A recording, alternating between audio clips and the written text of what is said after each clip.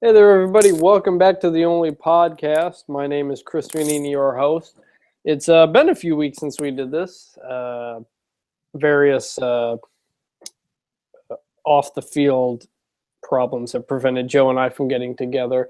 But he's here, and we're set to talk about some Michigan State basketball, football, plenty of new. Even though teams aren't playing, there's still plenty of news going on. But Joe, how are you doing right now?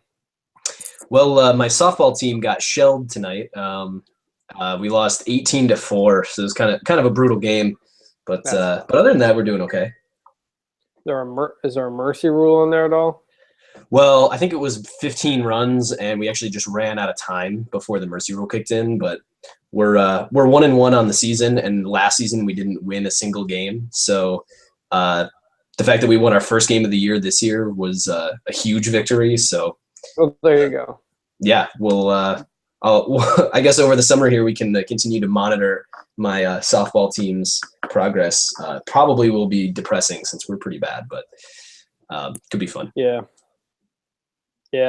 It's the little things you got to look at. Yeah. So we were gonna do a podcast last time we got together. We said we were gonna get together the next week, and then my wife got in a car accident down in Indiana. She's okay. That's all good. The car's not. So that was a whole deal I've had to deal with, and a whole bunch of other stuff going on. But hard, despite few sports going on, there was a lot of stuff to deal with. But we're here, and we've got a lot of stuff to talk about, actually. And it starts where else but with Caleb Swanigan, who has now officially signed with Purdue. So you can officially put that all out of your mind and whatnot. He signed a Big Ten tender, it looks like, and not a national letter of intent, which is something I don't think, I'm kind of surprised doesn't happen more. So that's officially official. There were talks about Swanigan after he decommitted from MSU, sounded like MSU was still in it, and there were reports about him waiting for a spot at Cal. And Kentucky's thrown in there, but he ends up at Purdue, where I think a lot of people expected when he decommitted from MSU, given his legal guardian has strong ties there, and so he's going to stick in the Big Ten, but they don't go to Breslin Center, so I think that's probably for the best for all parties involved. But Joe, now that this saga, I guess, is closed, so to speak, and that's in the recruiting sense. Your thoughts on how things kind of played out the last month and a half, 2 months? Yeah, I mean, I think that the real loss is not. I mean, Swanigan has the right to make his decision and everything. The thing that kind of sucks is that that was sort of valuable time that could have been used to recruit some transfer guys. Guys like Jonathan Williams III now is no longer considering MSU. Maybe he would still have been considering MSU had there been an open scholarship for a month in there, right? I mean, again, it's a kid making a decision, so getting too attached to it is always a little murky. But still, I think that's the real loss is that there's time lost in recruiting some transfers, and not only Jonathan Williams but also Nigel Williams-Goss, who's a guy from Washington. I think to me that's the big thing, right? I mean, no hard feelings with Swanigan. You got to make the decision for where you think is going to be best for you, but it's just too bad that kind of lost out time on other guys, and yeah, it'll be really interesting to see that Purdue team next year. I mean, they return almost as much as anyone in the Big Ten, other than probably Indiana. And they've got a ton of size, but no point guard now. John Octi is gone. So, Right. Yeah, that's I mean, it is what it is. This MSU team will be very solid next year, too. On the transfers, it's kind of the situation with Swanigan in that I didn't quite understand why MSU was in the mix to begin with, given how much comes back. If some of them, if they would have to sit out a year, it wouldn't be as much of a factor. But it's a very deep team. There's not a lot of minutes available. Not a lot of, which is what made the Swanigan commitment so surprising in the first place. And I said at the time, when shortly after the Final Four, I said, this is going to be MSU set to be a really good team next year. They go really deep. And some people said, what about if they get Swanigan? I didn't think there was any chance. So I said, he would just kind of be extra there and certainly help them. And then he commits, and it was like, well, now they're like 14 deep. And then he decommits, and I said when he decommitted that, well, it's not as huge of a loss maybe as it would have been otherwise, given what this team has. And some people were like, "Oh, you're just saying that because they lost him." I said, "No, I said at the beginning he was always extra. There wasn't a lot of room to go around, and it was a position where it was a spot where you figure this wasn't going to be a one and done simply because he wasn't going to maybe have the opportunity to show everything off, especially as maybe an undersized 5 or as a power forward." And so that's where, looking toward next year, you've got Nick Ward coming in, who we forgot to talk about or didn't get to last time. 4-star power forward out of Gahanna Lincoln in Columbus, which I believe, is that where Javon Best played? Yes, I think that's correct. So there's your power forward for the next year. So again, I don't think it was that big of a loss. I think it was really, maybe a cherry on top as it pertains to the next year's team, which will be very deep everywhere and should be very good. With Swanigan, there was a lot of people projecting them as a top 5 team. Without him, they seem to be in the maybe 10 to 15 range.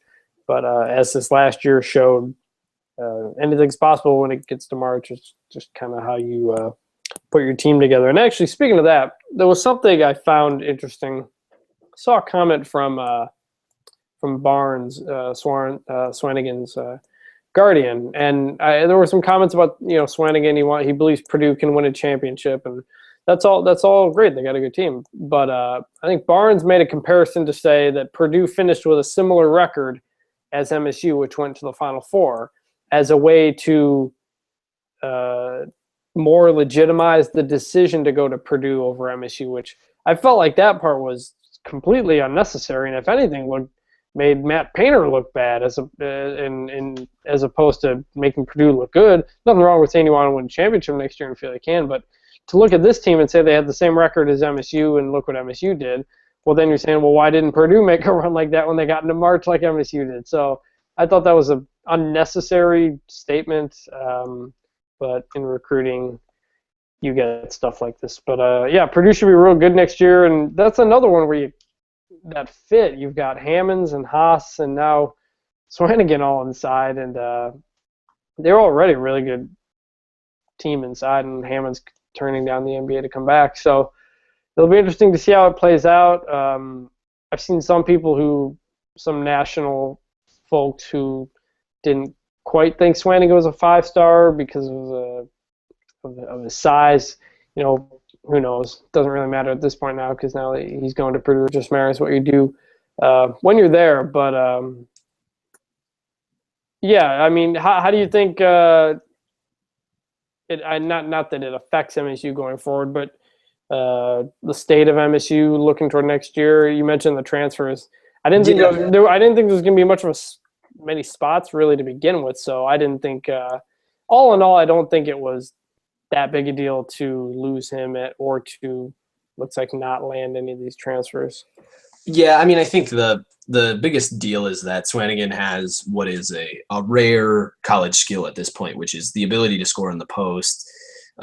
Whether or not he was going to be able to do that at an efficient rate in his first year is certainly questionable. But there's no big on the team that you can just kind of give the ball to and ask to get a basket on a consistent basis. I mean, barring a leap from Matt Costello, or just something that I've totally overlooked with Deonta Davis. But yeah, that's the one thing. Now, you could also make an argument that that's not necessarily a bad thing, that dumping the ball into the post is not usually a very efficient strategy, and being able to open it up and shoot more jump shots is not necessarily a bad thing. So yeah, I mean, and in some of those All-Star games, Swanigan struggled a little bit against length. Even in the sort of high school All-Star games, Matt McIntyre was sort of tracking that on Twitter. So yeah, I mean, it's a weird fit at Purdue, because it almost feels like Indiana would have been a better fit for him, just from like a roster perspective, because I mean, who knows, maybe he wants to play the 4 instead of playing the 5, but yeah, I can't imagine. It's just going to be a weird lineups for Purdue. You figure Purdue is going to play some good defense now, especially with the reigning Big Ten Defensive Player of the Year coming back, and Raphael Davis, although I'm not totally sure why he was the Big Ten Defensive Player of the Year. But yeah, I mean, they've got one shooter and they've got no point guard. So it's going to be a really interesting team to watch, and to see how big they decide to go, right? And as far as impact to MSU, I think I think it ends up being sort of a style of play difference.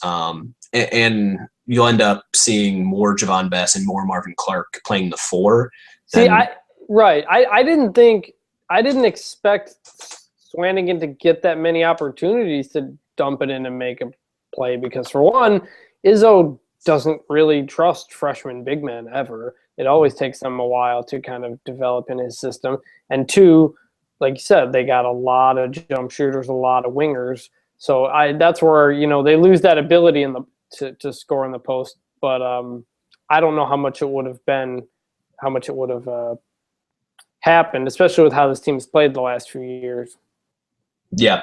Well, the odd thing to me is just when you're talking about it, and you're correct in saying that MSU's projection has dropped relatively considerably, right? To go from a top 5 team to, top 15. But going into last year, MSU was number 18 in the polls, which is a little crazy, because this team coming back compared to where MSU was in the offseason last year is head and shoulders above that. So it seems odd to me that that MSU team last year was number 18, and this MSU team this year wouldn't be in the top 10, just considering it seems like a wholly different team, a much more quality team. But yeah, it's especially coming off of a Final Four run that was pretty solid. I mean, you can say that the 1 seed got knocked off or whatever, but they had to beat the 2, 3, and 4 seeds in that bracket. So it's not like,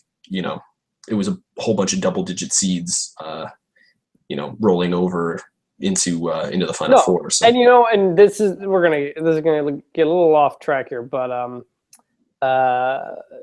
Seth over at MGO Blog wrote a sort of response to a piece Graham Couch wrote on the decline of high school talent in Michigan.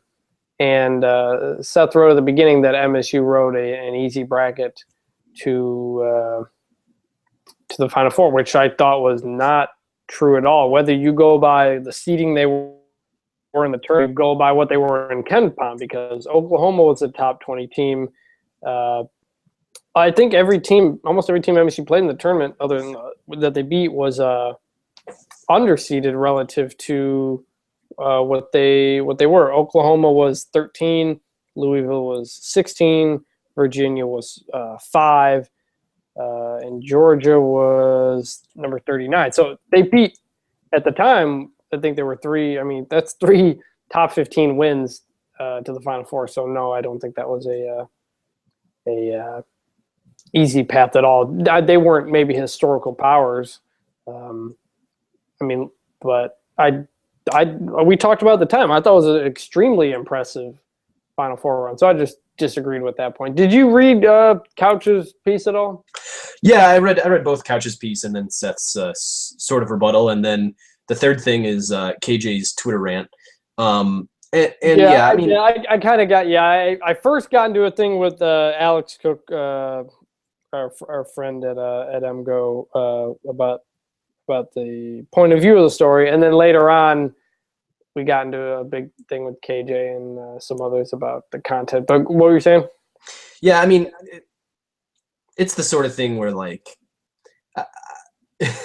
we're all kind of bored, right? I mean, the whole thing is in some ways a little silly, right? I mean, it's hard to argue, I think, at any level that the talent, the high school talent in Michigan, in the state of Michigan, is declining for various reasons. And in some ways, some of those guys are going elsewhere, and to a large degree, guys are staying in state at rates they always did. So I don't know. Like, do you really? What is there to gain from that analysis? I guess I'm not following that. I think the weird thing was just the pot shot at Izzo's at Izzo.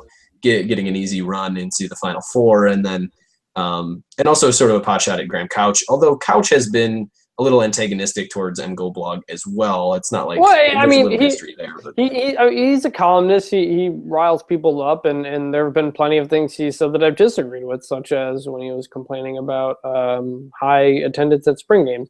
But on this specific story, I thought he did a really good job touching all the problems, reaching out to different people in it, and put together a really solid, well-sourced story.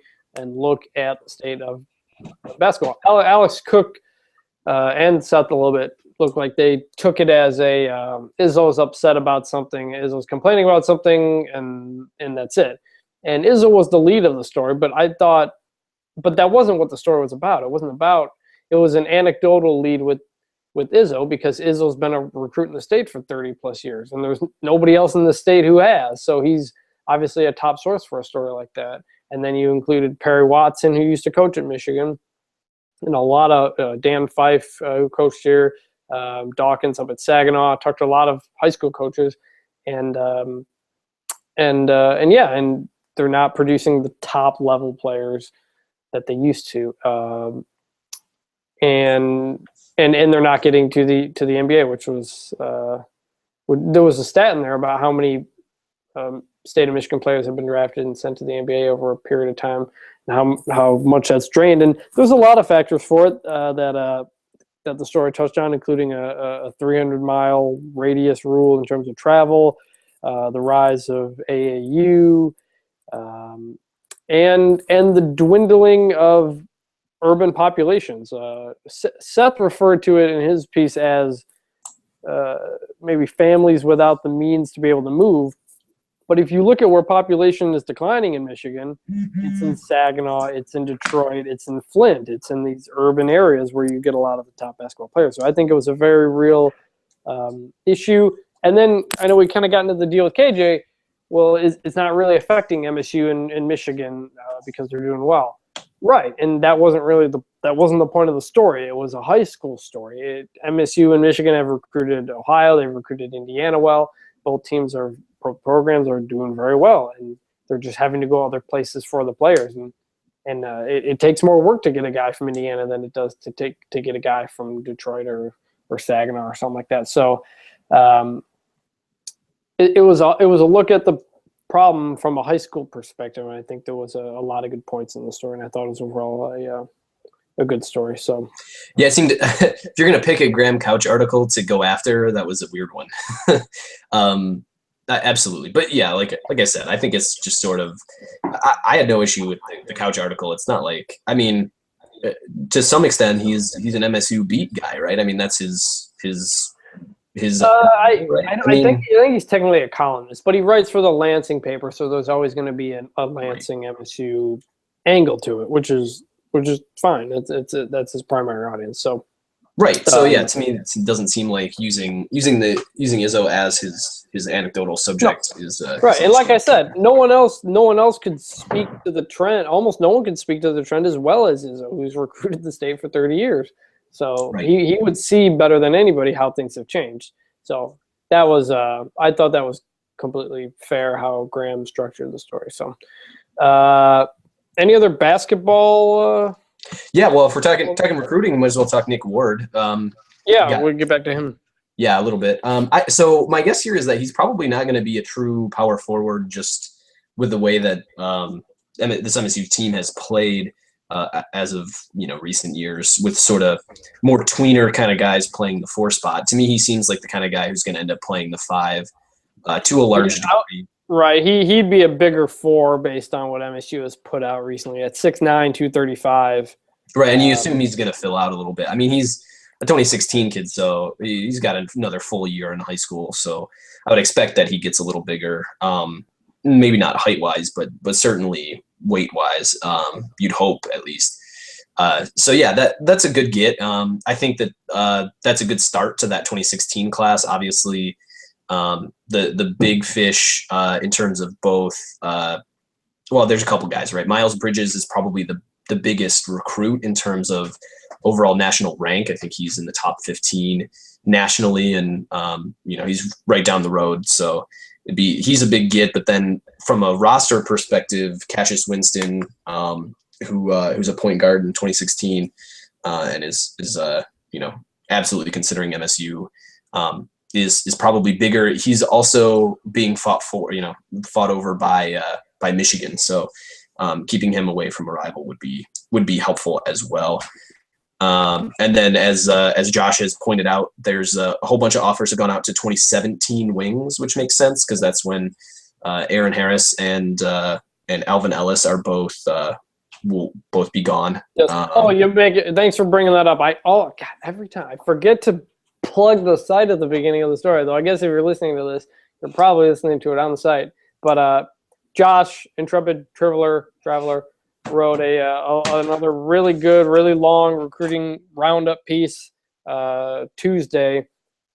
Looks like by far the most commented thing on the site right now. 278 comments. Always a lot of really good stuff. Puts it all. If you don't really understand what's going on, he puts it all together. So really check that out. He always does a really good job with those on the site. So make sure you're always checking out thegoldcodes.com because there's a lot of new names around. Joe's brought a lot more people aboard who have the time to write for the site, and that's only better for you guys who read and listen. So check out the new guys and check out Josh's really good basketball piece there. Yeah, I couldn't let Izzo and Antonio have all the fun doing the recruiting. I had to do some recruiting of my own. Right. So yeah, I mean, it looks like and the overall takeaway, right? I would say as we sort of probably start to transition away from basketball and basketball recruiting is the roster's in really good shape, right? I mean, this year is looks like a really solid roster. Next year will be 2, and then down the line, it's just the roster's in really good shape. It doesn't look like, I mean, there's always the possibility of a huge year and then guys leaving early, but it doesn't look like there will be another what we would have considered a down year in 2014-15 for another few years. But see what this year did though. We always consider a good year or a bad year based on what they do in March, and 2000. Those years where they lose in the second round aren't as good as the ones where maybe they make a Sweet 16. At least that's how you go back and look at it. I'm the same way with the Red Wings. Whenever they lose and they don't reach the Cup final, it always just feels like a bad year. But so yeah. Yeah, I mean, I agree with that too. It's just I had someone tell me or theorize to me that something like the Swanigan deal is what would drive Izzo to either retire or leave for the NBA or something like that. And it's been well documented how much the recruiting process has frustrated him. I think the Swanigan situation maybe wasn't nearly as bad as others because by Swanigan's account, Izzo was pretty shocked when he landed him in the first place. So to get him and lose him in a span of 3 weeks, when you already have a deep roster, like I said, I don't think it hurts nearly as much as maybe it would have if this had happened last year. So I don't think this example specifically hurts him. And at the same time, he did say late in this past season that this year reinforced his beliefs on what it takes to win and what kind of players you want to bring into the program. So he had that stretch where he went all in on some of the top guys and didn't get in. And obviously he's still going after them as he landed Swanigan and technically. Well, and I don't think he had quite this. It's not something I don't think he's going to lose sleep over now. No, and I mean, there's an interesting set of years in recruiting, right? Where he had a really close relationship with Jabari, and then other really close relationships that sort of disappeared. On Tyrus Jones and Cliff Alexander and Okafor, and who was Tyler Ellis, who was Travis Walton's cousin. So there were two really bad years in recruiting there, and this year's class looked like it was going to be one of his best ever. Losing Swanigan gets rid of that, but it's still a really good class, and things are set up well so far for 2016. Yep. So, yeah. So let's move on to football a little bit now. Was a relatively quiet spring for the football team. There are question marks at positions, but it is what it is, and there's no controversies, or you're just going to see what happens. They did announce that the Oregon game is going to be on ABC at 8 p.m. I have to imagine high probability of that game landing College Game Day. But where MSU has been blown up in football is in recruiting, and since late April, pretty much over the past month, they've grabbed 10 commits, which I think is the most in the country. They're arguably one of the hottest teams on the recruiting trail right now, and a lot of good names in there. Like that they've pulled in recently. Yeah, so 12 recruits is a good number at this juncture, but there are a lot of teams that have a lot more. I mean, Miami's got 21, Kentucky's got 16. There's a couple, but still, 24/7 ranks MSU at number 9 overall, number 2 in the Big Ten. Part of that's simply based on numbers, but these guys haven't played their senior year of high school, so you never know how things can change. But to have theoretically more than half of a class already filled at this point just helps everything else moving forward. You don't have to worry, you don't have to focus as much energy. You can focus the energy somewhere else when you get in the fall. Yeah, that's true. And it's interesting too, because there's still a huge gap between Ohio State and MSU in that 2016 class, which is right. It's not like MSU's beating out Ohio State for all sorts of guys, which they never have and they never will. But they're getting guys from all over the place. They've got Washington, D.C., New Jersey, a bunch from Ohio. I think only two of the 12 are from Michigan. So we talked about the high school talent basketball there. MSU has very much more than regionalized its football recruiting efforts, which is how you make up for, which is what you do when you become a bigger name program and you're able to draw from other places. It was only a few years ago that when Kentucky started to clean up in Ohio, that was another sign of MSU's downfall, because that's where MSU gets guys. Well, MSU responded by going into Illinois more than they ever have, more than they have in a long time. They went into Pennsylvania and got a few guys, and they're in Florida a lot right now, and they're just they keep winning, and they keep using that winning to expand their recruiting efforts. It's not Michigan State can walk into a high school now and get respect because of what they've accomplished over the last 5 years. Yeah, absolutely.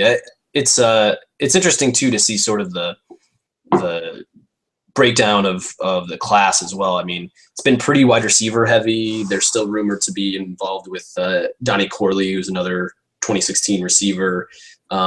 I've talked a little bit about this on the site, but there's absolutely going to be some opportunity for a true freshman that year to step in and have an impact, because there were two classes with a net of one receiver, and that receiver is Trey Kilgore, who couldn't find the field even in the spring game, which was a little concerning. Yeah, the way MSU's recruiting's gone, it's kind of been – they've been pretty position heavy.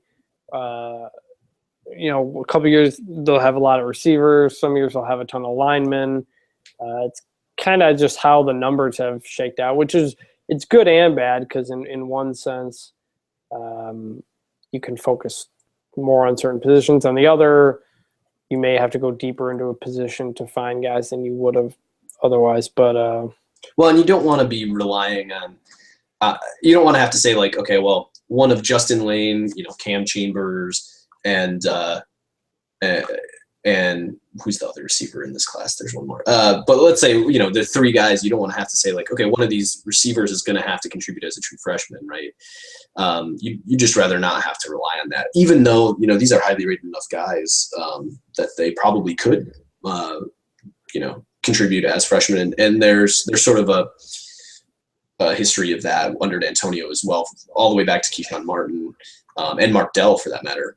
But still, I mean, as we've seen in years where MSU has been young in the receiving core, the passing game has really suffered. So it'd be better, to sort of even out the classes to some degree. But yeah, you have to recruit the positions you need, and so that sort of happened. But yeah, it'll be interesting. The other interesting thing about the breakdown of this class is there's no defensive linemen yet. So I assume that there'll be a need on the defensive line, at least a couple guys. They're rumored for a couple guys. So yeah, you're losing Calhoun and Lawrence Thomas, at least Joel Heath too, I think. Yeah, so one thing I did this week was I put together a projected football roster. And so, yeah, there's really only one junior on the roster who is Evan Jones. So you probably don't need very many guys in 2016, just because you're not really losing a lot in that class. And they're bringing in three guys, Justice Alexander, Raekwon Williams, and Cassius Pete are all coming in this year, probably redshirting, and will have a lot of eligibility left.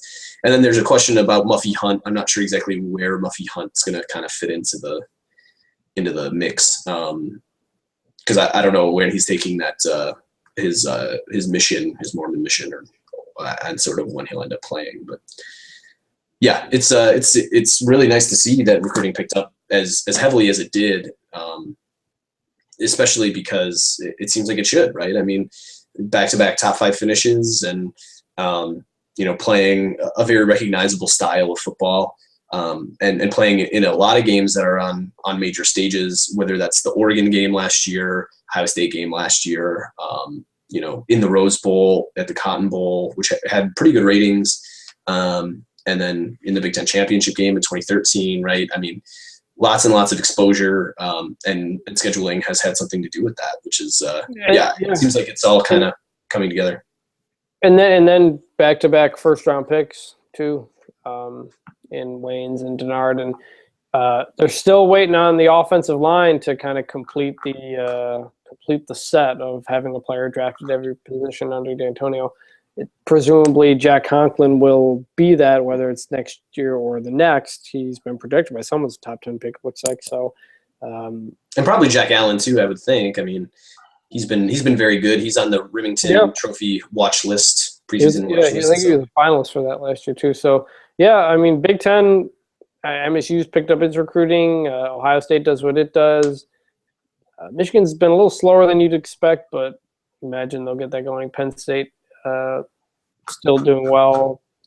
Still got to fill a lot of spots. So a lot of it's in the Big Ten East, but Big Ten East is good, and it's only good for everybody else, honestly, because it makes everybody more appealing. Ohio State winning the national championship makes Michigan State more appealing than if Oregon had won or something like that. It was a really big New Year's Day for the Big Ten, with beating Auburn, Baylor, and Alabama. So Big Ten's kind of hot right now in recruiting, and I read a story today about Big Ten kind of making its way up, threatening the SEC a little bit in recruiting, and Minnesota's actually up there too in recruiting, doing decent. So, Big Ten's not dead, and they're moving up quite a bit.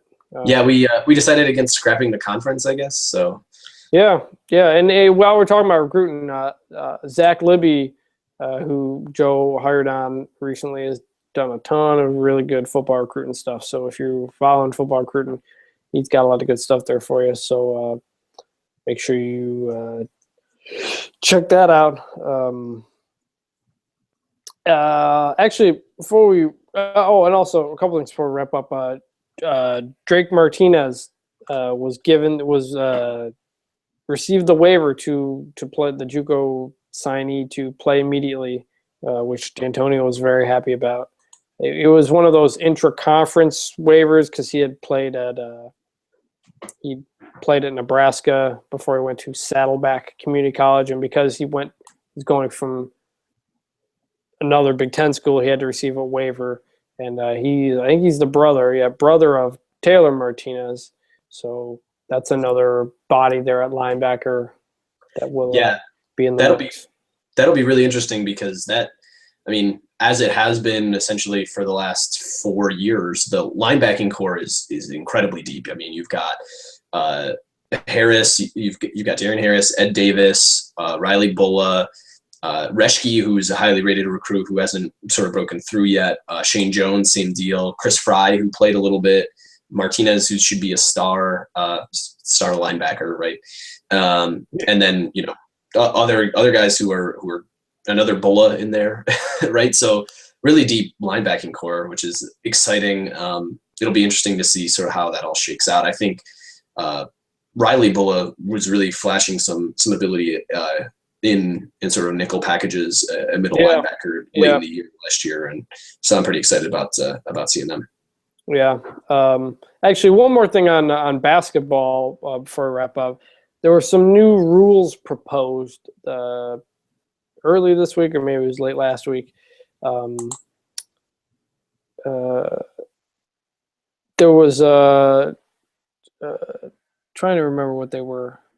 Dan wrote a long thing on them. I think these were all the rules, but one of them was moving the arc back. I was a guy, the charge arc. I was someone who wanted that to come in because the NBA had it and because I thought the charge block call was a problem. But the problem was that the officials would only look at the arc and then make their call off of that as opposed to what the players were doing when they made contact.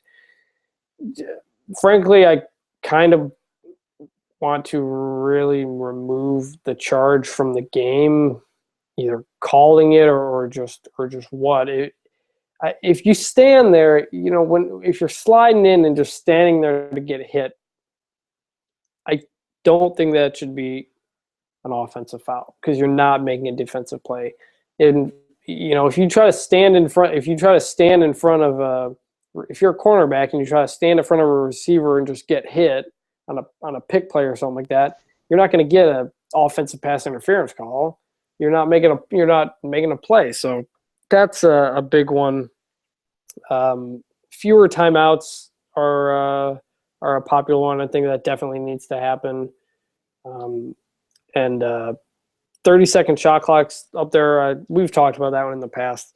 That's something I'm in favor of, if only because it's not a big change, but it's enough that you'll have a little bit less standing around, which you get a lot of in college basketball. What do you think of some of them? Yeah, I think overall these are all good things. To me, it seems weird that the 30-second, it's a 30-second rule instead of, even up to a minute. Because, if you have, in terms of the media timeouts versus regular timeouts, because let's say it's 45 seconds away. Oh yeah. That rule. If you don't know, if you call a timeout within 30 seconds of a scheduled media timeout, that becomes the media timeout. Because a lot of times you get you call a timeout at 12:02, and then there's a play, and then the next one you got another timeout. So that's, I think, an obvious. What do you think on that? I mean, I like it. I just wish that it was a little wider of a time frame, because let's say there's 45 seconds between, the timeout and then the media timeout. It's still a pretty quick turnaround. I mean, it's a little bit better, but it still feels like there's going to be situations where, like, 45 seconds, there's a timeout, there's like Right. 2 plays, and then there's another an out of bounds, and you get another media timeout really quick, right? I think what it could do, though, is make coaches a little bit less likely to use a timeout there, knowing that they're not going to get 2 breaks out of it. It's just only going to be 1 break. However, you're removing a timeout in the first place, so maybe that gets solved right there anyway. I don't know. Yeah, I mean, I think it's a step in the right direction, at least. So that's good. Reducing the shot clock, I think, will have some effect, but probably not a ton of effect. It looks like in terms of efficiency, it hasn't had a major effect. So, I mean, scoring will go up a little bit, but yeah, I mean, games will be a little bit faster. Yeah, I mean, I've got no strong opinions about that. One of the other ones that I didn't realize, but Spartan Dan wrote about was the closely guarded rule, that 5-second closely guarded rule, where you have to essentially do something if you're being guarded for 5 seconds. That was always the weirdest rule to me. I never totally understood that rule, and it sounds like they're doing away with it, or they might do away with it, and I kind of like that, because it just seemed like whenever that was a call, if you had a casual fan who was watching and you tried to explain like what just happened, like I like doing away with things that are like difficult to explain to a casual fan, right? Yeah. Like why are there 2 timeouts, 30 seconds in between? Like it feels like that should be the idea there, right? Like if you can't, if it's not easily explainable to somebody, then it's a weird enough rule to be done away with. And it's important to remember these are proposals that will be voted on at least by June 8th. So, Spartan Dan wrote a really good piece with all of them, and kind of if it's a good fix or not a good fix. Check that piece out. One of them, coaches cannot call timeout while the ball is live. This is an interesting one, because if you think about it, you can't do it in any other sport. So it's something that happens all the time in basketball, but maybe it shouldn't. So we'll see what happens with those. What do you think? That one just like hurts because of some of the stuff that happened in this past season. Like the home game against Maryland, where Izzo called that timeout on a play that would have ended the game. Yeah. So I mean, yeah, it is what it is, I guess. But yeah, that's yeah, I don't know. That I'm okay either way with that rule. It seems like an odd one as well, but another one I'm in favor of is would be the 10-second backcourt violation isn't automatically.